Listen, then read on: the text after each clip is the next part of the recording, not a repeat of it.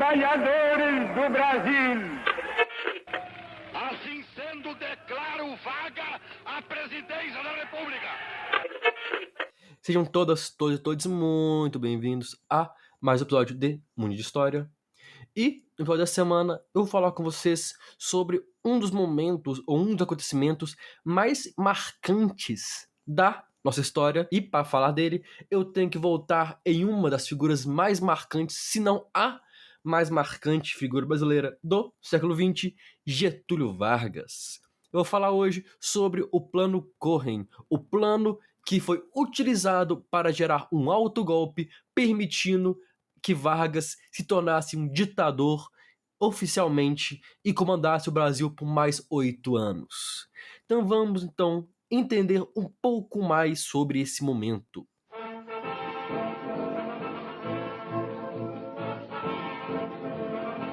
Para nós falarmos do Plano Cohen, nós temos que falar um pouco do que estava acontecendo no Brasil.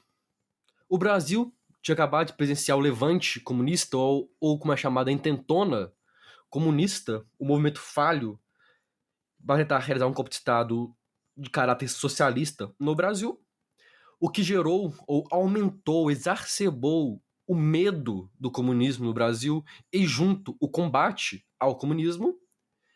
E ao mesmo tempo o Brasil se preparava para uma eleição. A Constituição de 34 deixou claro que uma eleição deveria ocorrer no começo de 1938, na qual Getúlio Vargas não poderia participar. Sendo assim, José Américo de Almeida foi escolhido como candidato varguista e teria que enfrentar Armando de Salles Oliveira, da UDB, e Plínio Salgado, da AIB, o Partido Fascista Brasileiro, o Partido Integralista.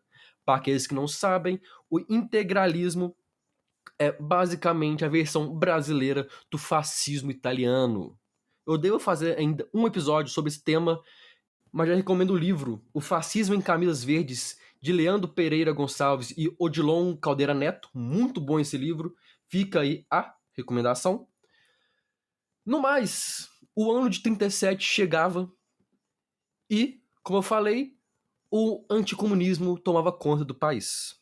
O Plínio Salgado, o líder fascista, já falava e conseguia fazer que as pessoas acreditassem em uma possível ameaça comunista no país, dizendo que agentes soviéticos, apoiadores tanto do Armando de Salles quanto do José Américo de Almeida, já estavam no Brasil para se infiltrar, para manipular o país. Olha só que interessante.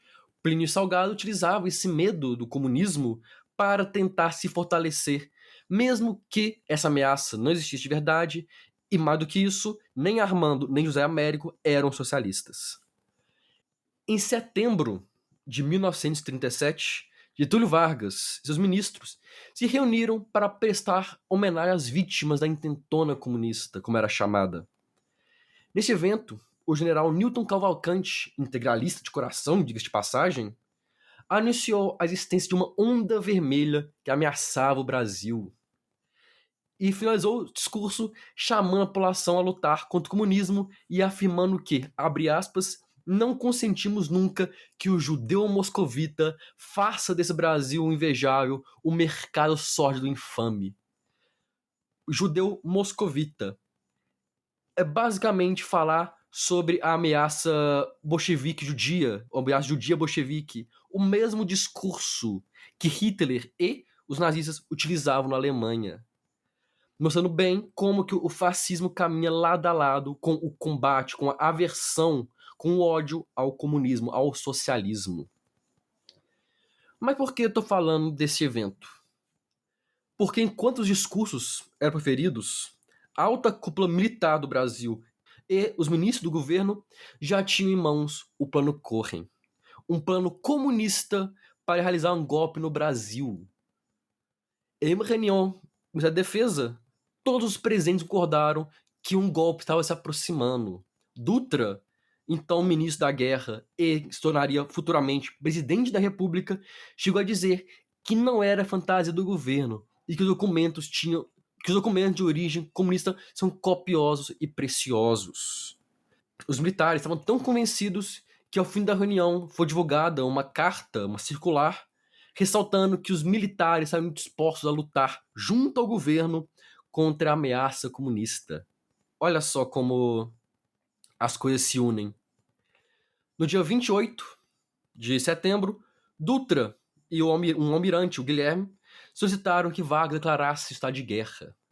Mas para que isso acontecesse, para que o estado de guerra fosse declarado, era necessária a aprovação do Congresso Nacional, da Câmara dos Deputados e do Senado.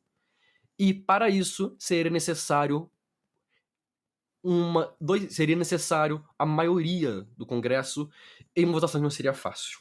Por isso, o Plano Cohen foi divulgado e no dia 30 de setembro o texto Instruções do Comintern foi divulgado na Hora do Brasil e em diversos jornais.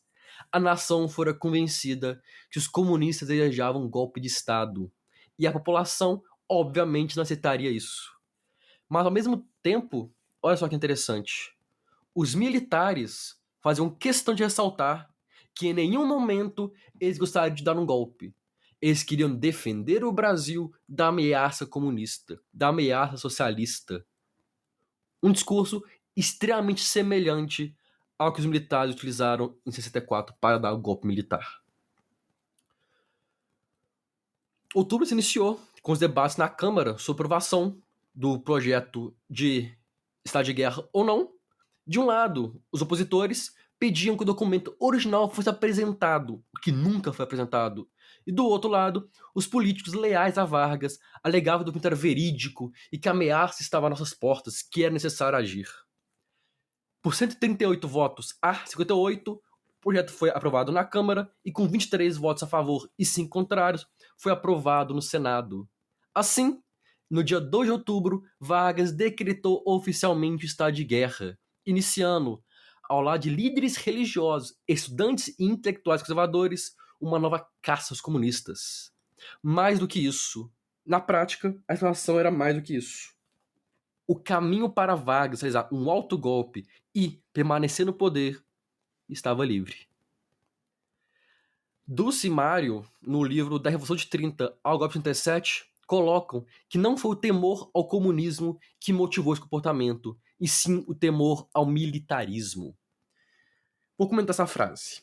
Eu colocaria que não foi apenas o temor ao comunismo, pois esse temor era sim forte na sociedade, na política, nos quartéis, que é muito importante frisar isso, o papel dos militares nessa movimentação, mas também havia o discurso, também havia a ameaça de que, caso o Congresso não aprovasse esse estado de guerra, não aprovasse esse movimento para combater uma teórica ameaça socialista, os militares interviriam, o exército fecharia o Congresso.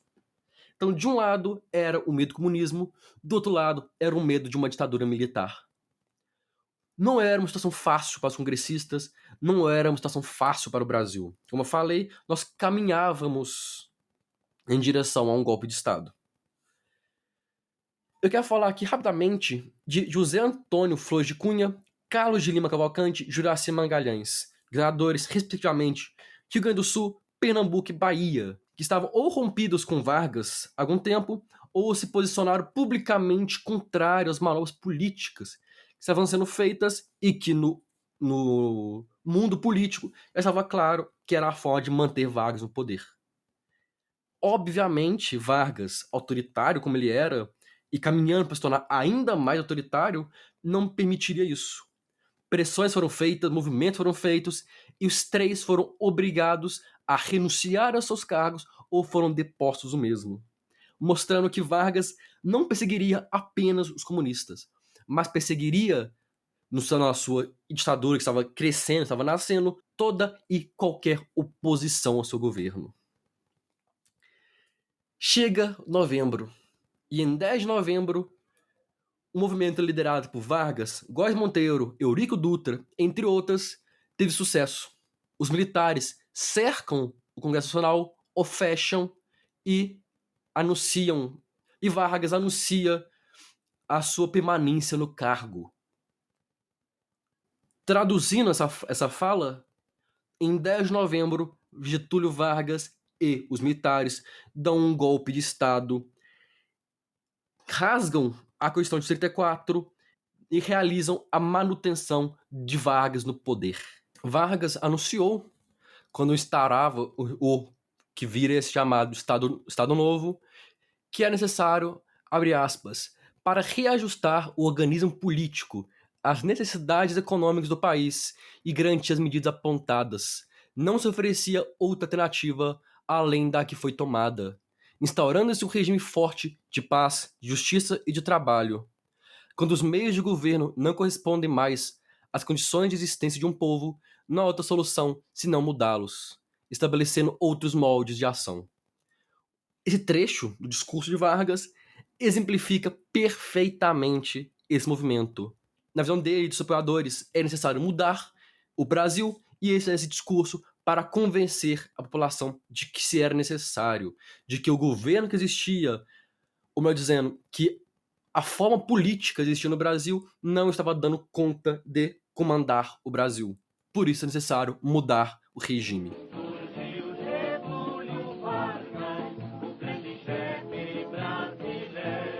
Eu quero falar agora um pouquinho sobre o Plano Cohen. Apenas o segundo capítulo dele foi divulgado, já que o primeiro deixava claro que o plano era uma farsa. O documento descrevia que uma revolta seria iniciada no Rio de Janeiro e contaria com a movimentação das massas trabalhistas, dos estudantes e de militares, que seria composta de lutas trabalhistas, de greves gerais, de depredações, de violência, e que até mesmo pessoas seriam fuziladas. Era isso, entre outras coisas, que o documento dizia. Foi apenas em 1955, já da queda, o esfacelamento do Estado Novo, que Góes Monteiro, ex-aliado de Vargas e participante do golpe 37, admitiu que todo o plano foi uma farsa. Góes, em entrevistas, admitiu que o documento foi entregue ao Estado-Maior do Exército por um integralista e que foi divulgado sem a aprovação do governo. E apontou ainda o coronel Olímpio Mourão Filho, que fazia parte do serviço secreto da ação integralista brasileira, como o autor. Esse, levado a depor, levado a julgamento, admitiu anos depois de ser de fato o criador da peça.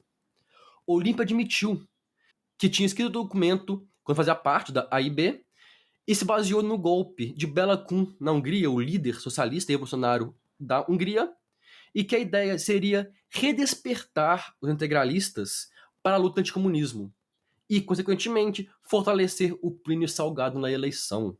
A ideia, então, seria justamente fingir que os comunistas estavam agindo para que o fascismo brasileiro ganhasse força, para que o sentimento anti-bolchevique, anticomunista se fortalecesse.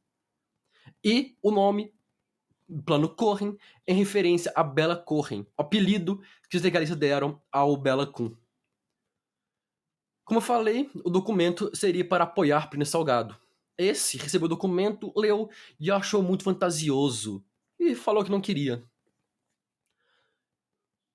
Dias depois, durante uma festa, o Olímpio Mourão Filho comentou com o general amigo dele, o Álvaro Mariante, sobre o documento, sobre o plano, e esse general achou interessante e sugeriu que Góes Monteiro ficasse sabendo. O Olímpio argumentou que Góes Monteiro não fazia parte do movimento integralista e por isso não deveria ter acesso ao documento. Mas aí tem uma questão. Durante o planejamento do golpe de 37, os fascistas se aliaram a Vargas para dar um golpe. Afinal de contas, eles eram anticomunistas e temiam o comunismo. Nesse contexto, Olímpio fica sabendo que um plano comunista tinha sido capturado e que estava nas mãos do governo. Ele foi atrás e rapidamente descobriu a verdade. O plano Cohen estava nas mãos de Vargas, seus aliados, dos fascistas, dos militares e dos ministros do governo. Nesse contexto de um documento ser passado para Vargas e de Vargas gostar do documento, ele tinha a faca e o queijo na mão. Ele tinha o apoio político, o apoio militar, apoio social nas ruas suficiente e tinha a desculpa para dar um golpe. E é interessante que Plínio Salgado, que se aliou a Vargas nesse momento, sabia que o documento era falso. Mas ele não falou nada para não desmoralizar o exército, por acreditar que apenas essa instituição seria capaz de combater de fato um perigo socialista no Brasil. Perigo esse que nunca existiu. Com o plano Corre divulgado, apoio militar, política social, como falei, Vargas tinha tudo que necessitava. Esse plano falso, que inicialmente não era varguista, mas se tornou uma ferramenta de Vargas, foi utilizado para Vargas dar um golpe em si mesmo.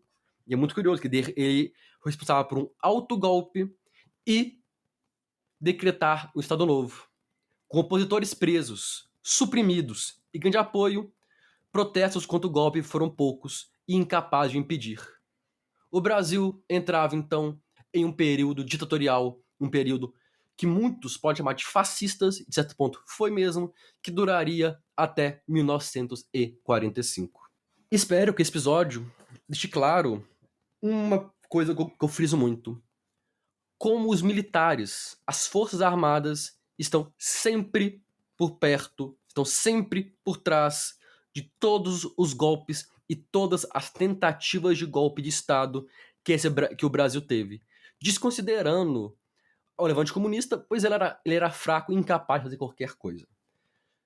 O golpe da República, as crises na República das Espadas, com Deodoro e Floriano, o golpe de 30, o golpe de 37, o golpe de 45, as tentativas de golpe contra JK e o golpe militar contra Jango. Os militares sempre se posicionaram como defensores da democracia, mas na prática sempre agiram de acordo com seus interesses e, mais do que isso, agiram sempre apoiando a elite conservadora e durante e após a Era Vargas, apoiando uma retórica antissocialista. Que isso fique sempre com vocês para lembrar que o povo protege a democracia, que nem sempre os militares estão do nosso lado.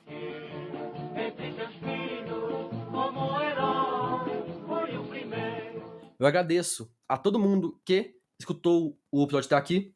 Espero que tenha sido interessante, ter sido educativo. Eu convido a vocês a nos seguirem no Facebook, Instagram e Twitter, nas páginas Mundinho de História, todas do mesmo nome.